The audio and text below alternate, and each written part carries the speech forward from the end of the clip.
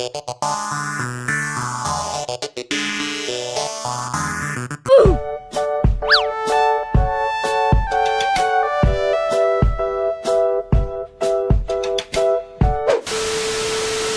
we're back mga ka-positive, no? Ayan, magandang araw sa inyo. It's me, Daddy Vlog. Hello, I'm back.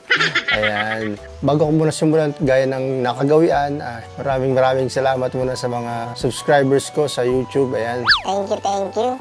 suporta. At syempre ganun din sa Lumalaki at nanganganak kong followers sa FB page, no? Ayan, maraming salamat din po sa inyo sa lahat. Yung mga nagko-comment sa YouTube at nagpi-PM sa FB page, yan, yung mga tatanong, huwag kayong mag-alala, iniisa-isa ko na po. Binabalikan ko na yung mga tanong ninyo. So yun, going back, hindi ko nahahabaan yung intro dahil medyo matagal din ako hindi nakapag-upload. but all goods na. Okay na, nagpagaling lang tayo ng very light. Medyo matagal ko rin talagang pinagdesisyonan na palitan tong switch na to dahil yun nga, nagagawan pa naman siya ng paraan, pero yun nga, dumabot na sa point na kahit anong gawin kong linis, kahit anong gawin kong contact, hindi na siya nagpa-function. Oh, no? So delikado, especially headlight. Pag nag-switch ako ng headlight, oh my God!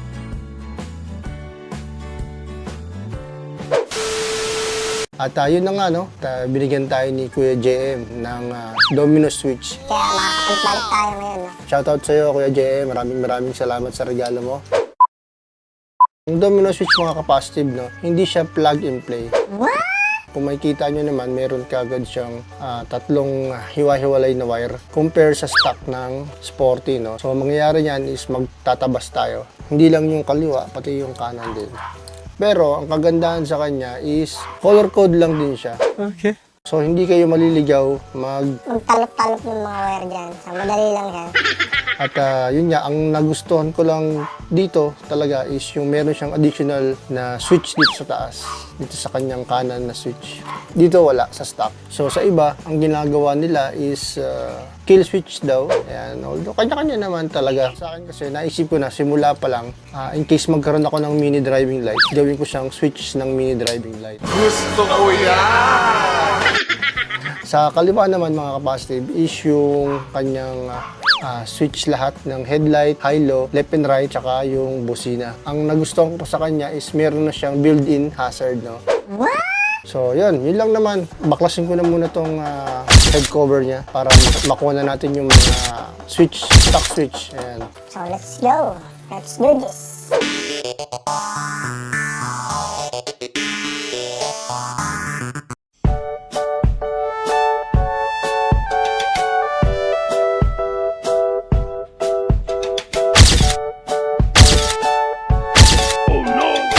Oh my God! 15 minutes later. And we're back mga ka-positive. No? Ayan. Pasensya nyo na at natagal-tagalan.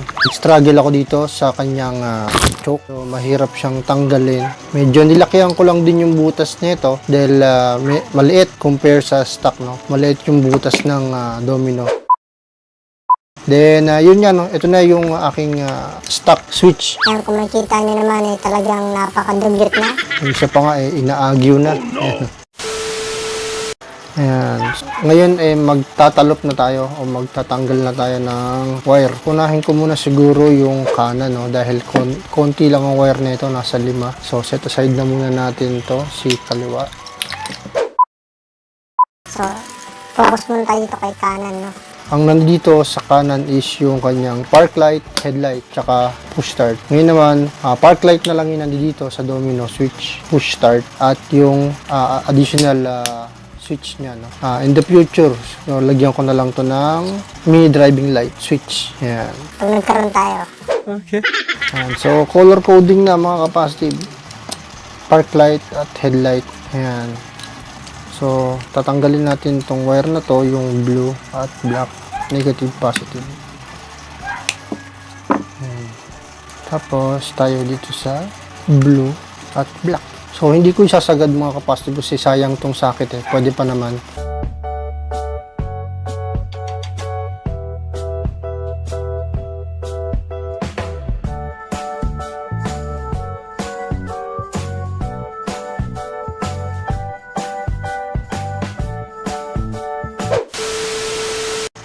So, okay na yung sa push start.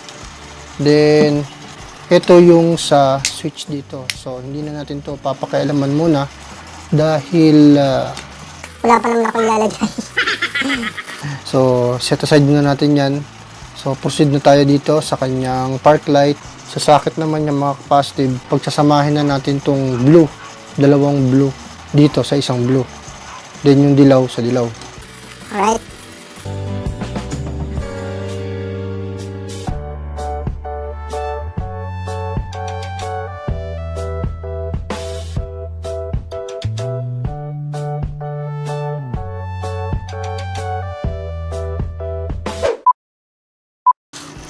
So, yun mga capacitive, no? Okay na yung push start at yung kanyang park light. Wala lang headlight, no? Then, ito, hindi ko muna to tinabas kasi nga, ito lang naman yung switch na dito sa taas. So, set aside muna natin yan. Ayan. So, okay na tayo dito sa kanan, sorry. Nalilito na ako. Kanan.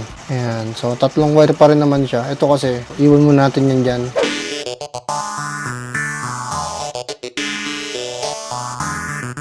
Dito naman tayo mga capacitive, yung sa mismong kaliwa. Ayan. Sobrang dugit na. Ito, gusto ko pang magamit to eh. Kasi pang high-low na ilaw to eh.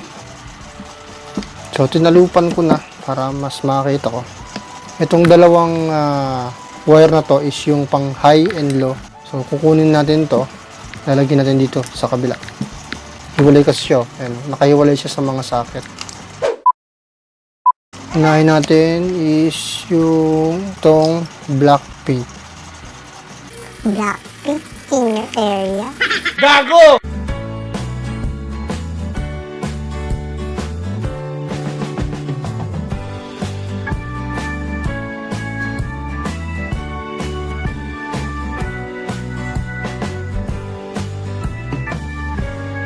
Yan, hindi ko muna kagad pinutol mga capacitive na para at least susundan niyo yung pagputol ko. So ayan, pinutol ko yung black pink ng stock, yung sa horn niya. Kasi may iba kasi nalilito pag pinutol na lahat. Parang ako. Nalilito ako. So ayan, pink, pink sa pink, black sa black. Yan. Okay na. Yung black pink. Yan. Next naman natin is yung kanyang brown, dark brown. Ayan, ito.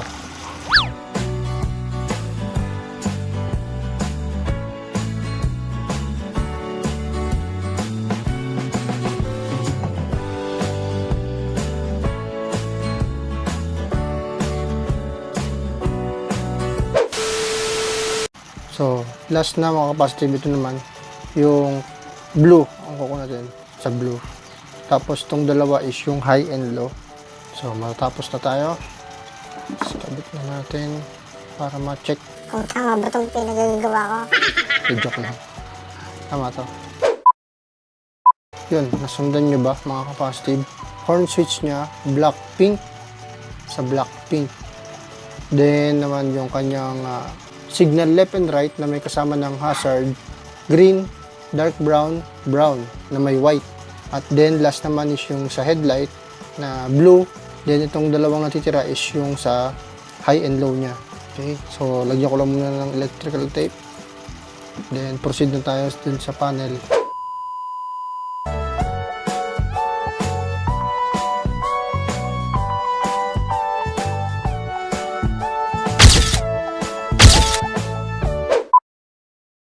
So yun na nga mga capacitive, no? Ayan, after ng ilang minuto, tapos na. Naibalik ko na yung head cover tsaka yung kanyang fairing sa harapan.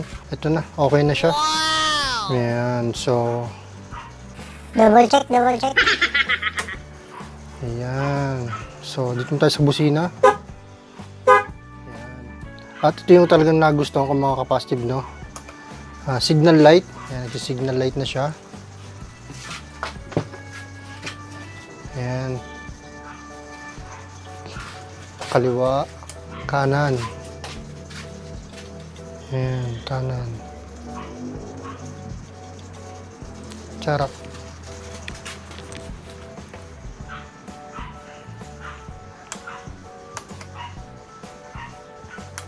Ayan. So, good naman yung signal light niya. At yun nga, pag nirep mo siya, mag-signal light siya. Pero pag hindi mo siya pinush mo siya pakanan, mag-hazard siya. Ayan. Rekta na. Ayan. Unlike nung dati, di ba, naglagay ako ng switch dito. Ayan, para sa hazard. So, etchapuer na muna yan. Hindi ko muna tinanggal. Baka may paggamitan pa tayo niyan. And, yun. Sa push start naman. Ayan. Okay naman siya. Yun, oh. Magana. And, yung kanyang park light. Ayan. Park light. Ayan. Then, last is yung kanyang headlight. So, ngayon, siya ay naka-off. Ayan. On. Kita ba? Maliwanag kasi. Ayan. Siya ay naka-low. High. Low. Off. Low. High. Okay. Off. Ayan. Basic naman lang siya. Yun nga lang, hindi talaga siya plug and play mga kapasitive. No? Talagang magre-rewiring ka. Pero yung rewiring naman niya is color code naman. So, hindi kayo maliligaw. Very basic mga kapasitive. So, ito na lang yung aking susunod na vlog. Sunod. Kung meron na tayong mini driving light. So, yun muna sa ngayon mga kapasitive. And again, shoutout nga pala kay MJ. Ayan, maraming salamat sa bigay mong domino switch. Ayan. So, napalitan ko na yung luma ko. Till next video, please don't forget to subscribe. Kahit wala ng bell button. God bless. Stay safe. Peace out.